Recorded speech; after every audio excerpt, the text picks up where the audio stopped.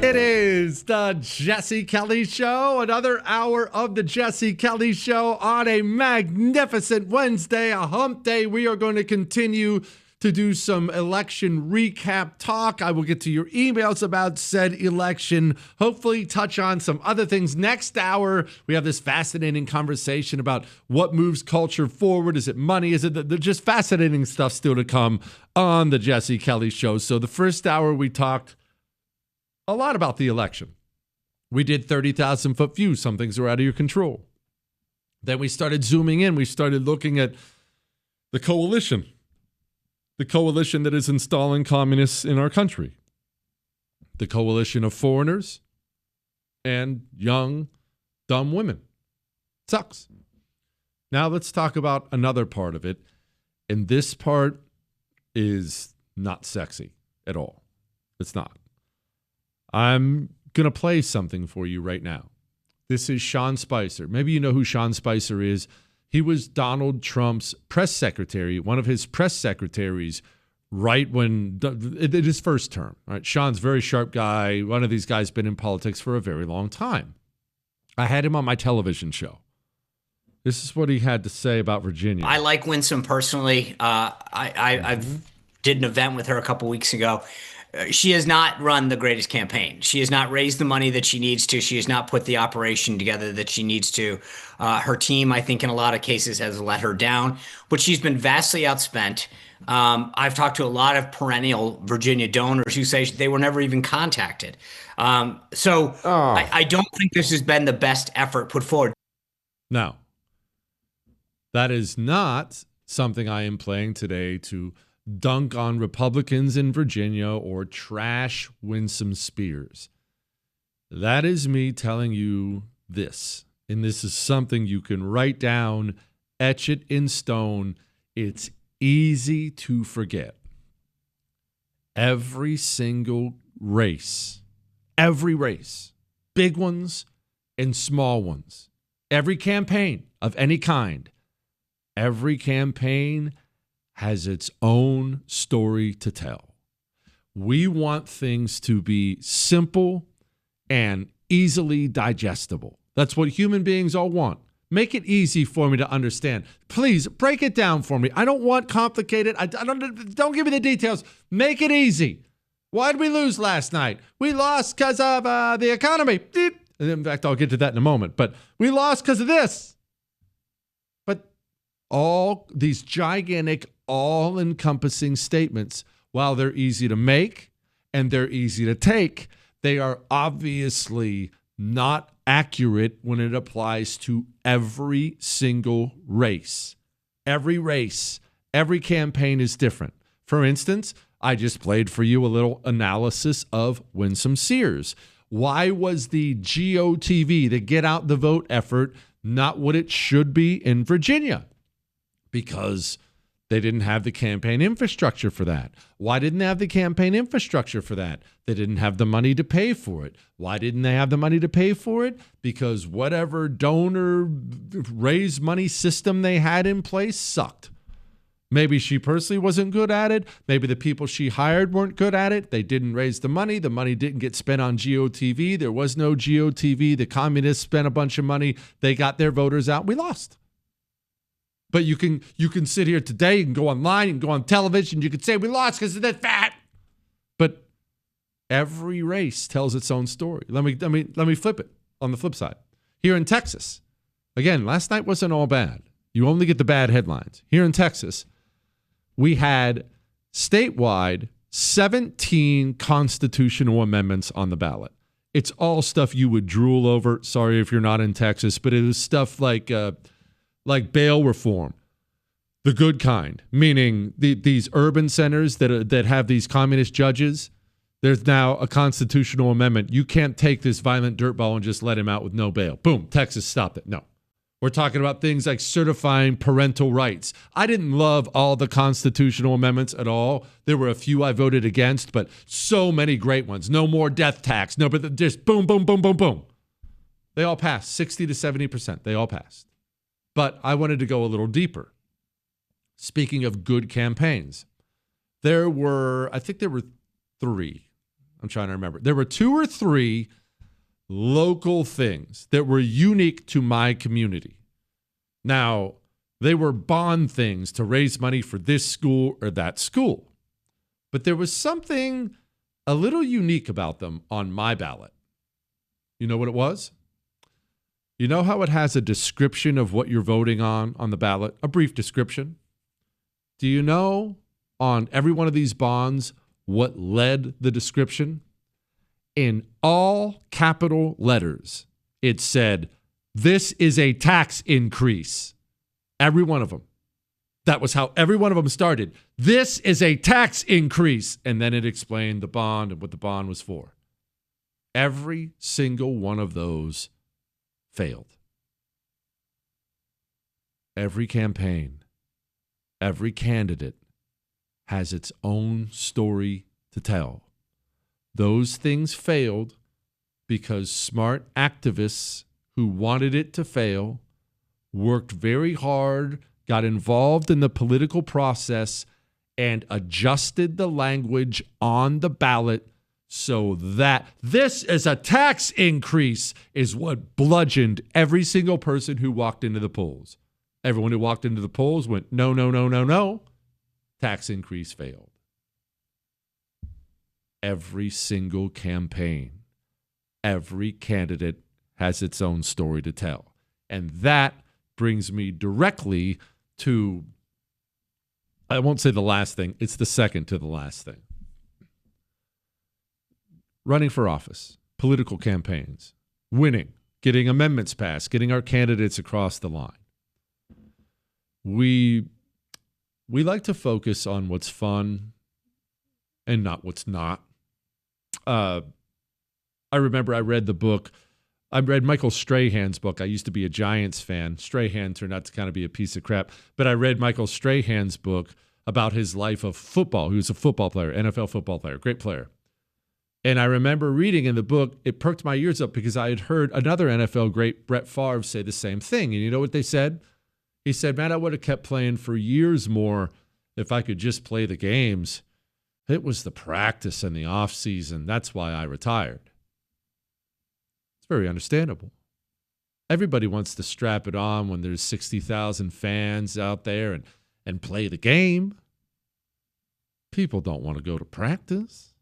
I don't want to do push-ups. It's hot. I don't want to sit in the film room. I don't want to do that.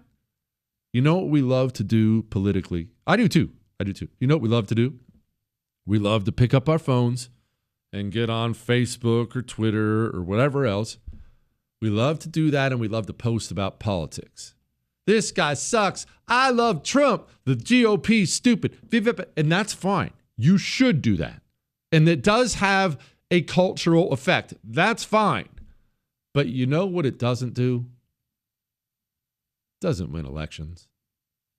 It's fun. It doesn't win elections. Running for office. Helping people who are running for office. Getting out the vote. Donating your time. Donating money if you have it. These are the things that win elections. These are the basics, the foundation. The blocking and tackling that wins elections is getting out voters, dragging friends to the polls, donating time, effort, money to political campaigns. I am sorry to break it to you, and I'm sorry to break it to me, but the Facebook post you put up 3 days ago didn't do anything for Virginia, Texas, California, New York, or New Jersey. It did next to nothing at all, unless that post was a phone number or a website you put up so people could donate time, money, or effort. And it probably wasn't, if we're being honest. And I'm not judging you. I do that all the time myself. But that's not blocking and tackling. And that doesn't win elections. It is fun. It makes us feel good. It's how we argue politics and talk with friends. But that is not how we win elections. If you are right now frantic and worried about the midterm elections that are coming up next year, it's perfectly understandable to feel that way. Then I would suggest you spend the time between now and next November. We have 1 year to block and tackle. Everybody loves game day. Everybody. I don't have to sit here and encourage you to go vote next November. You're one of the hardcores. You're going to vote next November. I'm not worried about you. Are you going to get in the weight room for the next year? Are you? I told my son. We went to Montana. I told you this. We went to Montana last summer to be with my mom for a month. And I told my son, who runs cross country, this is junior year this year, I said, wanting to be fast on race day, every single kid you stand beside at the starting line wants to be fast on race day. How badly do you want to be fast at 6 a.m. tomorrow morning when you can go put 5 miles on your legs? Spend a month in Montana. That will determine, how you spend that month will determine how your junior year goes. And to his credit, he busted his butt, ran his legs off his body, set a personal record almost every race, killed it. What we do now will determine how next November goes. And it ain't Facebook posts, blocking and tackling. One final word on this, and then we'll get to your word, your emails about the election. You have many of them.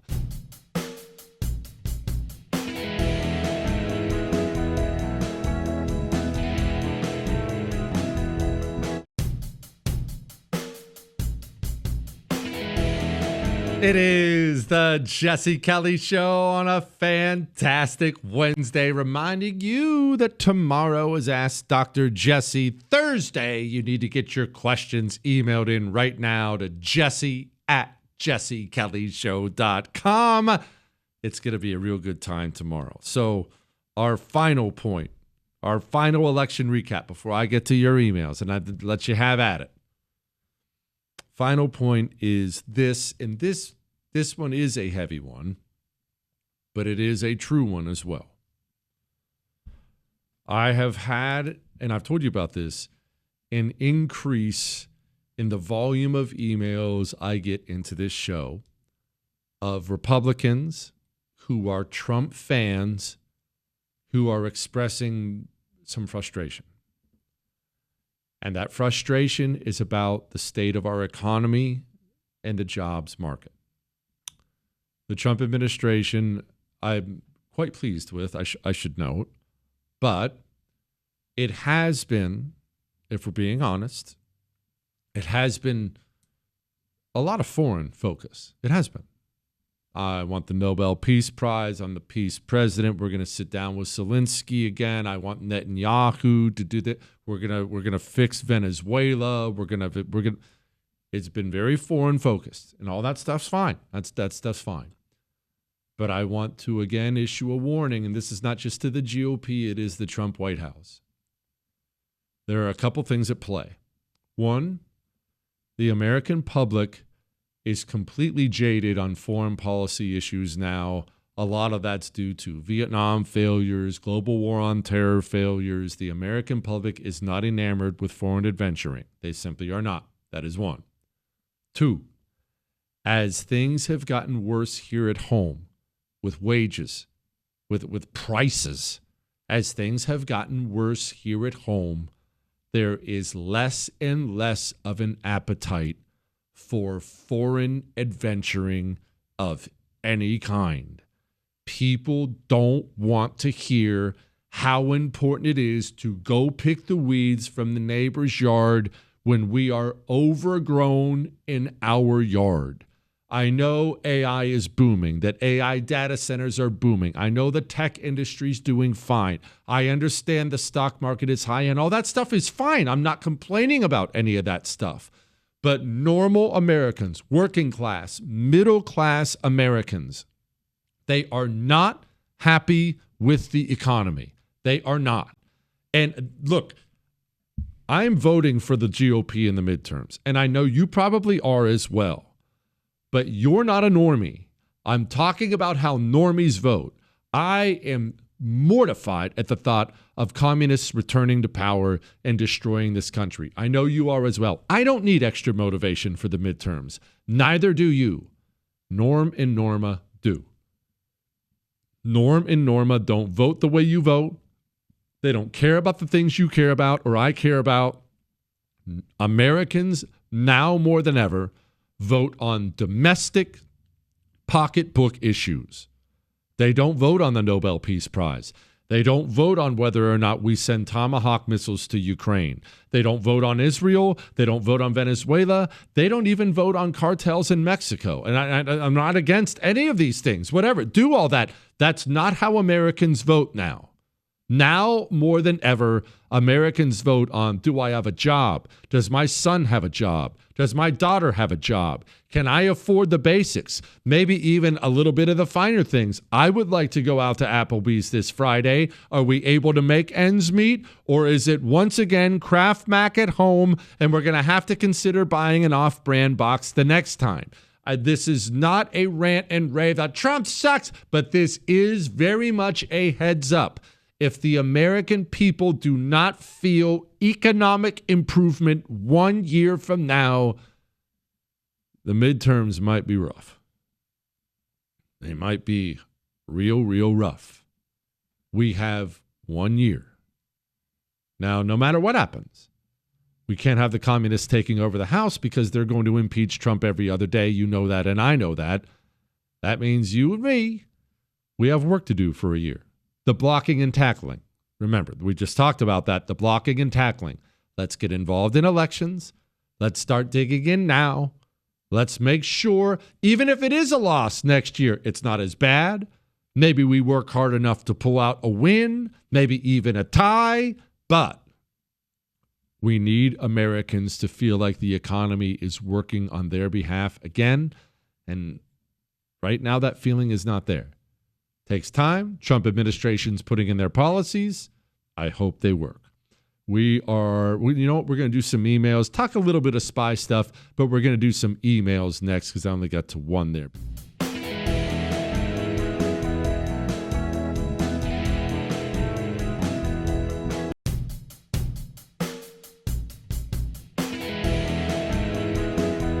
It is the Jesse Kelly Show on a fantastic Wednesday, a hump day, but we're stepping away from all the election talk. That's enough of that now. I wanted to do something cool and fascinating, and what's cooler and fascinating than, or more fascinating than talking spy stuff? You know I love talking spy stuff, and I think I would have been quite the covert operative myself despite being 6'8". We're not going to talk about that right now because we have to talk to Mike Waller. He is at the Center for Security Policy, and I'm going to pick his brain about so many things. But first, Mike, what are all these hot Russian and Chinese chicks doing over here? They're really busy, and they're very friendly. All right. You have been writing about this and talking about it, and it is a very serious subject, and it's something I've touched on the show, but you know way more about it than I do. What's the deal? What's the game here? Well, it's a really great way for our enemies to compromise us and to steal our secrets and to get really dumb Americans with really bad judgment to willingly become spies to betray our country. And they do it through not just sex, but through emotional manipulation, through long-term sexual relations. Okay, so expand on that. So there's, obviously it's a family show, so we don't have to expand that much more, but explain how this works. So this is an official branch of Chinese intelligence. Tell us. Right. So the Chinese and the Russians both have schools for their intelligence officers to perfect the arts of seduction and everything that follows that. And the Russians have been doing this since the 1930s. The Chinese Communist Party has been doing it in the past 2 or 3 decades to spot younger people who have a lot of promise in the future, whether in business or politics or policy, and then other people once they're established. So they'll prey on, let's say, a lonely computer code guy who doesn't have much of a social life and who happens to be developing code for some American high-tech program. And over time, they'll develop a relationship with that person, a long-term relationship that will be an emotional one, not your regular sort of Russian-style blackmail relationship. And over time, they will induce those, say that American coder, to pass on high-tech secrets to Chinese intelligence. Okay, speaking with Mike Waller, now I guess this brings me to this place, and I guess maybe it's because beautiful women make men stupid. That's how we're created. It happens, but at that moment, I mean, even if you're the tech geek and you married whatever her name is, and she's from China and she's trained Chinese intelligence. The moment she asks you though for that national security information, that critical coding, doesn't that set off warning bells? I would always think, I guess I would hope that about myself if that had ever happened to me, that it would have set off, red flags. Does this not happen? Right. Well, as you just said, guys get really stupid. Mm-hmm. So, a lot of the time guys are, induced to do things they never would do otherwise, especially if you've developed an emotional relationship and you're afraid of losing the person. This is the type of things that these spies prey on. Okay. So, Mike, is this something we do in U.S. intelligence? Is this something that, does the CIA have a school like this? I've never heard of a school like that. I would imagine that our agents do it. You have to find, well, the thing is, we don't have really good human intelligence in the first place. We rely too much on technology, and we rely too much on other countries to do the work for us. So they're doing it for themselves and passing it on to us as it suits their interests. So we haven't mastered that art like these other countries have. Okay, I need you to expand on that. Why don't we have good human intelligence? We have all kinds of educated people here, all kinds of patriots here. Why are we falling behind the Russians when it comes to human intelligence? This has been a problem for about 50 years or so, since Jimmy Carter really shut down a lot of the CIA's best human intelligence programs. And then the CIA has become so bureaucratic, so legalistic, that you really can't really keep track in a bureaucratic way of doing these types of encounters. Come back soon. Thank you so much. Thank you so much. I've always found it fascinating. And actually, when it comes to the human intelligence aspect, I've heard that before. I have heard that we lack in that. And I always, maybe it's just an ugly American thing. I always took it as, well, we're morally better, right? The Chinese, of course, don't have any problem with it, or the Russians don't have any problem with it, but that's just me being the stupid, ugly American believing that. But, oh, gosh, that sucks. Let's do some emails. Hey, Jesse, why do people complain about the state of things but never get off their rears to vote? Is it because just complaining is the natural state of man? Well, human beings.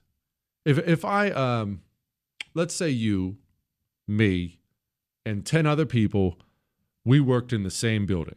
Not a big building. We just worked in the same building. We kind of have this huge common area in the building. And we don't have a janitor. We don't have a cleaning lady. We had one, but Trump deported her. We don't have a cleaning lady. We don't have a janitor, right? Let's say the floor started to get super, super dirty over time. People are tracking in mud. We're getting dust bunnies on the floor. Someone spilled something. It's a little sticky in the corner.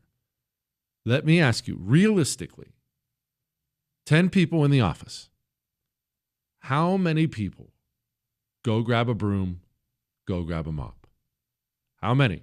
Now, you can argue, well, I would. I'm sure you would. You're sitting here listening to me. You could be listening to crappy jazz music. You're listening to me. I'm sure you would.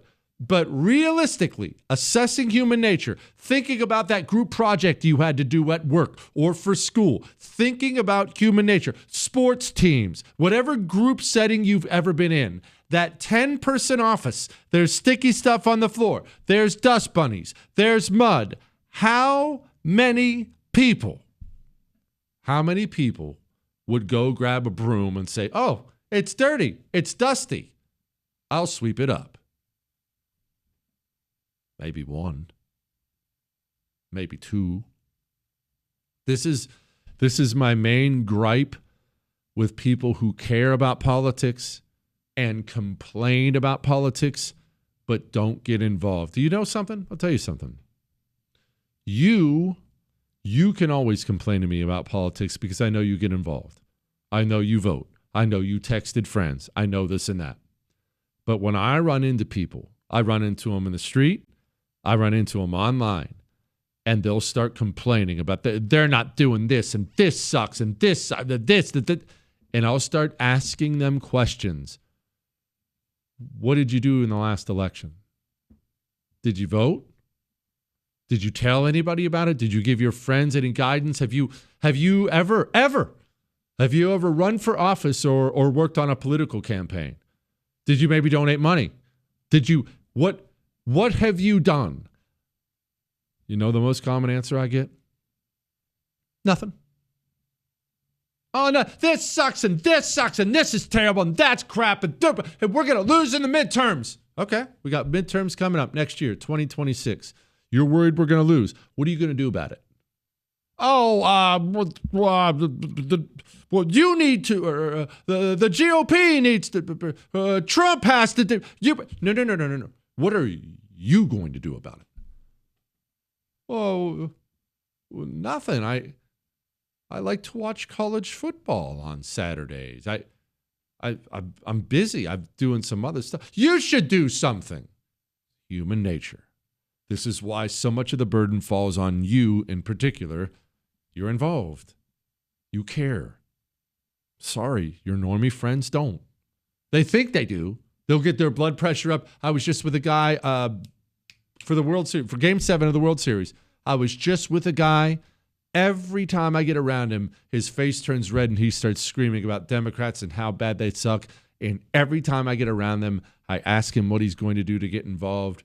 Crickets. Every single time. That's how it goes.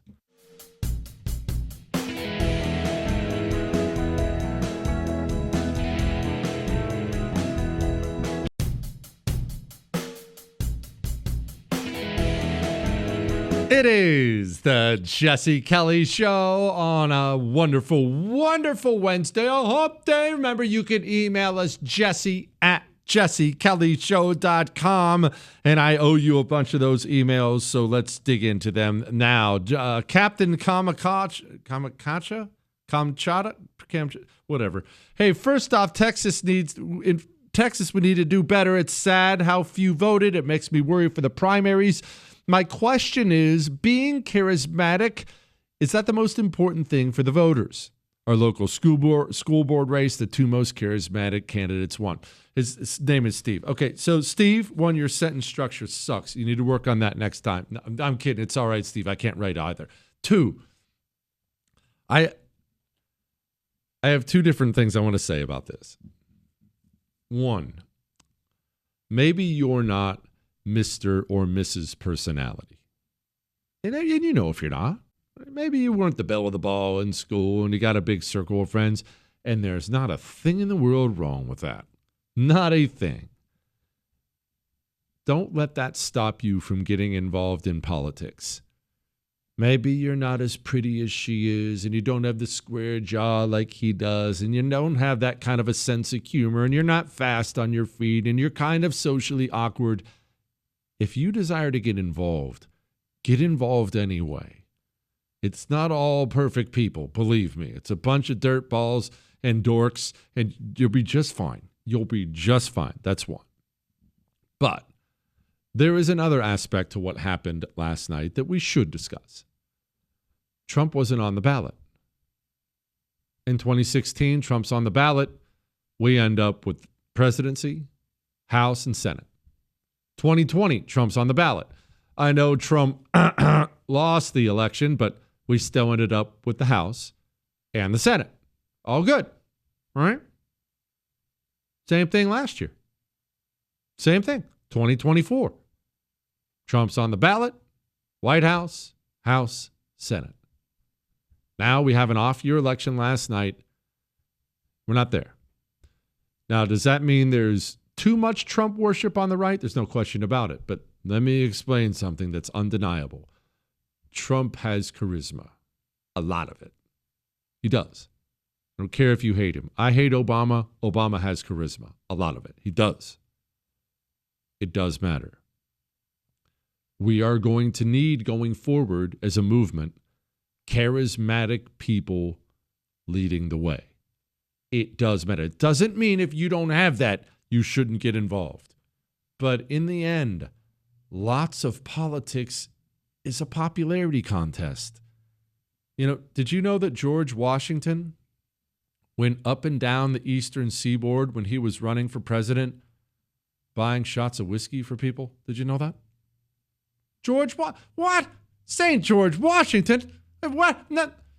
George Washington understood it's a popularity contest.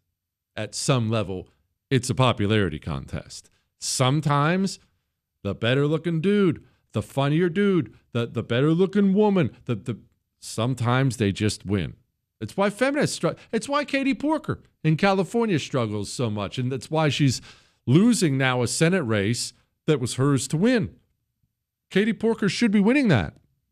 She's so horrible to be around, so lacking in charisma. Nobody wants to be around her. No one wants to vote for her. Jesse, yesterday's loss was very scary.